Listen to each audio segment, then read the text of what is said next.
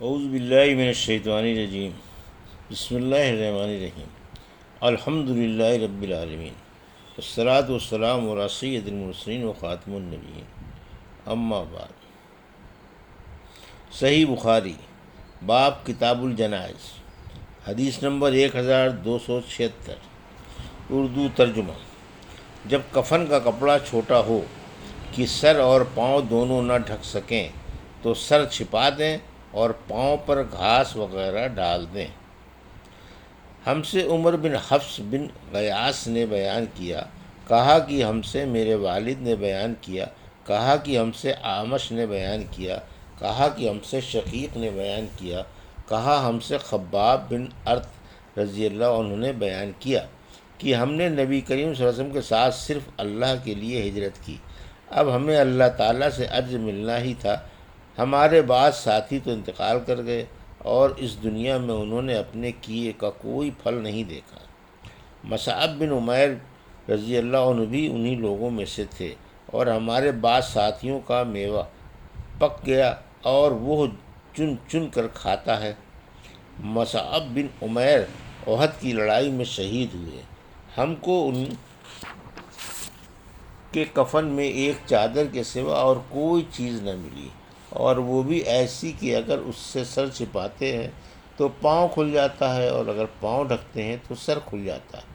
آخر یہ دیکھ کر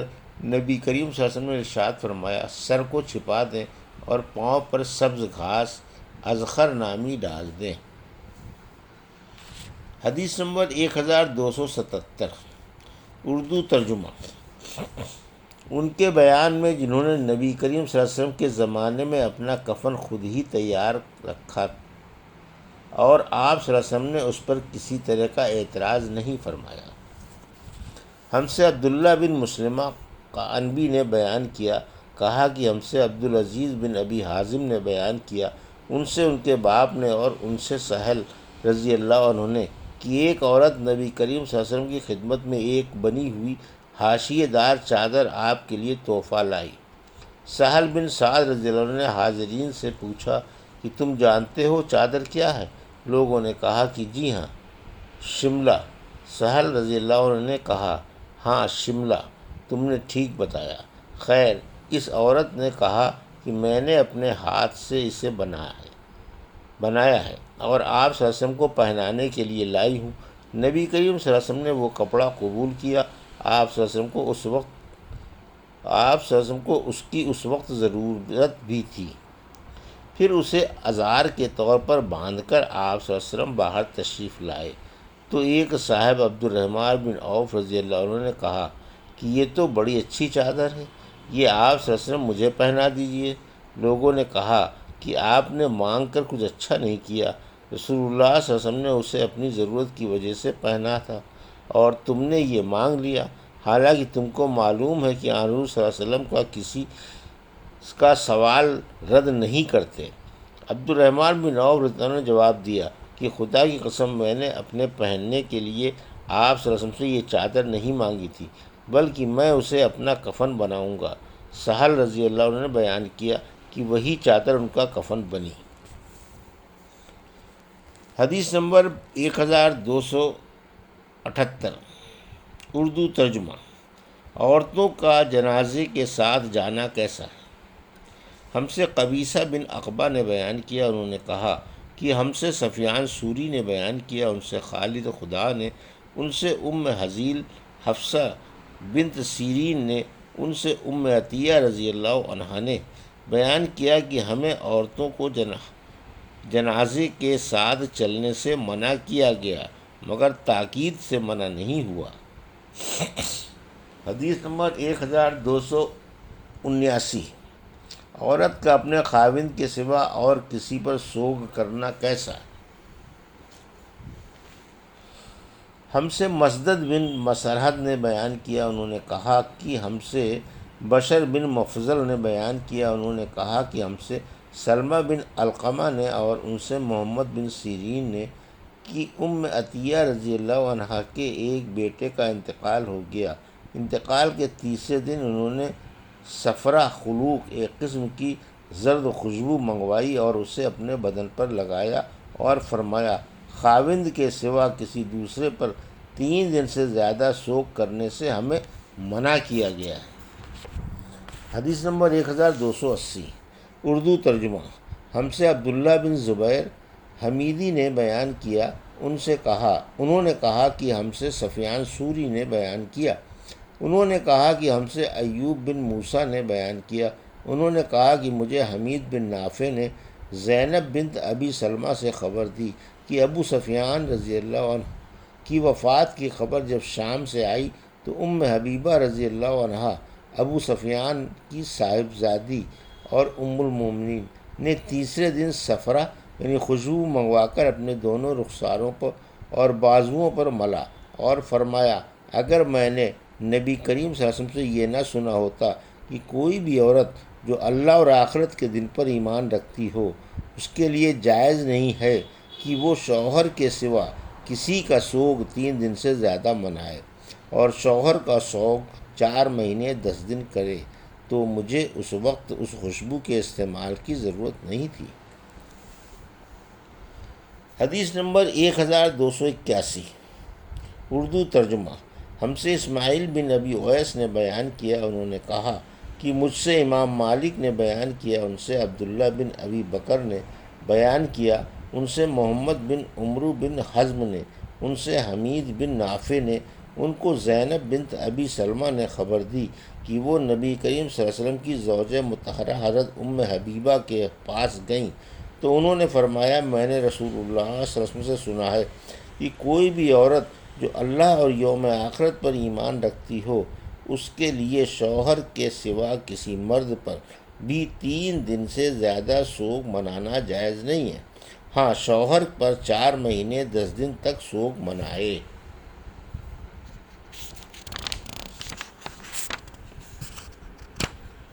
حدیث نمبر 1282، پھر میں حضرت زینب بنت حجش کے یہاں گئی، جب ان کے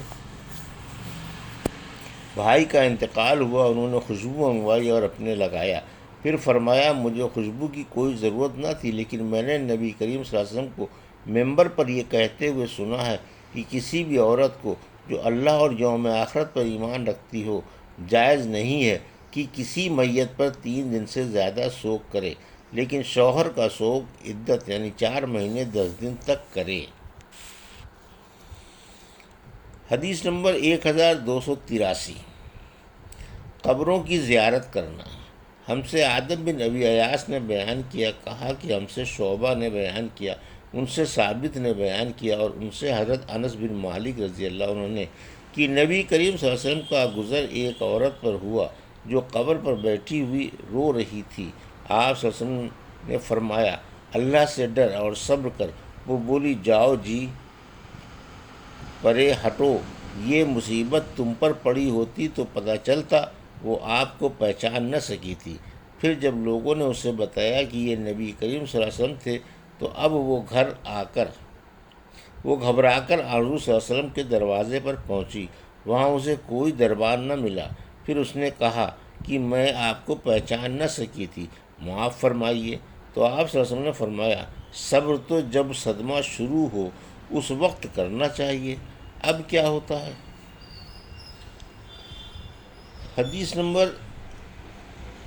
1284، اردو ترجمہ۔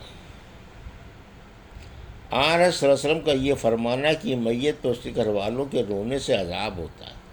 یعنی جب رونا ماتم کرنا میت خاندان کی رسم ہو، کیونکہ اللہ پاک نے سورہ تحریم میں فرمایا، اپنے نفس کو اور اپنے گھر والوں کو دوزخ کی آگ سے بچاؤ، یعنی ان کو برے کاموں سے منع کرو، اور نبی کریم صلی اللہ علیہ وسلم نے فرمایا، تم میں ہر کوئی نگہبان ہے اور اپنے ماتحتوں سے پوچھا جائے گا، اور اگر یہ رونا پیٹنا اس کے خاندان کی رسم نہ ہو اور پھر اچانک کوئی اس پر رونے لگے تو حضرت عائشہ رضی اللہ عنہ کا دلیل لینا اس آیت سے صحیح ہے کہ کوئی بوجھ اٹھانے والا دوسرے کا بوجھ نہیں اٹھائے گا، اور کوئی بوجھ اٹھانے والی جان دوسرے کو اپنا بوجھ اٹھانے کو بلائے تو وہ اس کا بوجھ نہیں اٹھائے گا، اور بغیر نوحہ چلائے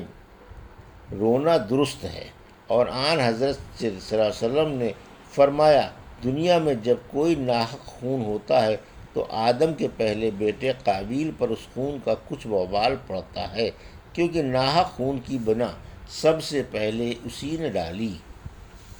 ہم سے عبدان اور محمد بن مقاتل نے بیان کیا، انہوں نے کہا کہ ہمیں امام عبداللہ بن مبارک نے خبر دی، کہا کہ ہم کو عاصم بن سلیمان نے خبر دی، انہیں ابو عثمان عبد الرحمن نہدی نے کہا کہ مجھ سے اسامہ بن زید رضی اللہ عنہ نے بیان کیا کہ نبی کریم صلی اللہ علیہ وسلم کی ایک صاحبزادی حضرت زینب رضی اللہ عنہا نے آپ صلی اللہ علیہ وسلم کو اطلاع کرائی کہ میرا ایک لڑکا مرنے کے قریب ہے، اس لیے آپ صلی اللہ علیہ وسلم تشریف لائیں۔ آپ صلی اللہ علیہ وسلم نے انہیں سلام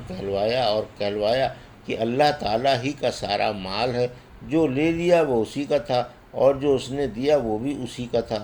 اور ہر چیز اس کی بارگاہ سے وقت مقررہ پر ہی واقع ہوتی ہے، اس لیے صبر کرو اور اللہ تعالیٰ سے ثواب کی امید رکھو۔ پھر حضرت زینب رضی اللہ عنہ نے قسم دے کر اپنے یہاں بلوا بھیجا۔ اب رسول اللہ صلی اللہ علیہ وسلم جانے کے لیے اٹھے۔ آپ صلی اللہ علیہ وسلم کے ساتھ سعد بن عبادہ، معاذ بن جبل،